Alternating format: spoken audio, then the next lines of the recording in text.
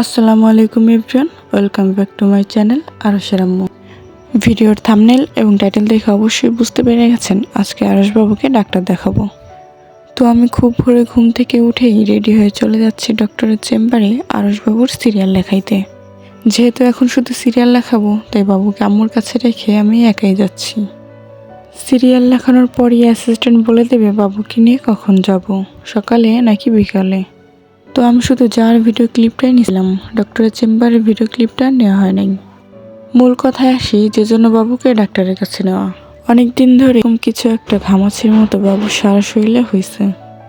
এর আগে কয়েকবারই অন্য ডাক্তার দেখানো হয়েছে, কিন্তু ওষুধে কোনো কাজ হয় নাই। বাবুকে সবসময় এই ডাক্তারই দেখানো হয়, কিন্তু ইনি ছুটিতে থাকার কারণে দেখাইতে পারি নাই। যখনই শুনলাম উনি ছুটি শেষে চলে এসেছে, তো তখনই বাবুকে নিয়ে চলে গেলাম। তো এই তো সিরিয়াল লেখানোর পর বাড়িতে এসে বাবুকে নিয়ে আবারও চলে যাচ্ছি ডক্টরের চেম্বারে। অটোতে করে যাচ্ছিলাম, তো কিছুক্ষণের মধ্যেই সেখানে পৌঁছে গেলাম। সেখানে পৌঁছে দেখি ডক্টর লাঞ্চ টাইম ব্রেক নিয়েছে, তো আমাদের বেশ কিছুক্ষণ সময় অপেক্ষা করা লাগবে। তো ভিডিওর মাঝে বলে রাখি, যদি আমার ভিডিওটি আপনাদের কাছে ভালো লাগে অবশ্যই একটি লাইক এবং একটি কমেন্ট করে যাবেন।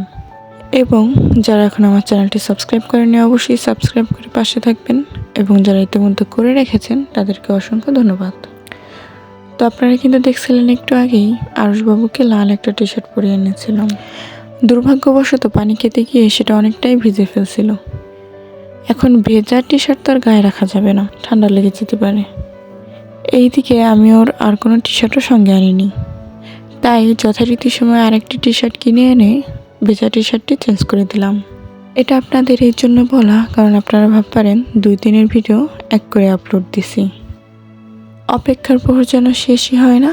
অবশেষে ডাক্তার আসার পর বাবুকে দেখালাম। ডক্টরের রুমে ভিডিও এলাও না বলে ভিডিও করতে পারিনি। ডাক্তার দেখানো শেষ, এখন আমরা বাড়িতে চলে যাচ্ছি। আসার সময় বাবুর ফাইলটা আনতে ভুলে গেছি, তাই আজকে নতুন একটা ফাইল দিল। তো বাবুর জন্য আপনারা বেশি বেশি দোয়া করবেন যেন বাবু তাড়াতাড়ি সুস্থ হয়ে যায়। আজকের ভিডিও ছিল এই পর্যন্তই। সবাই ভালো থাকবেন, সুস্থ থাকবেন। খোদা হাফেজ।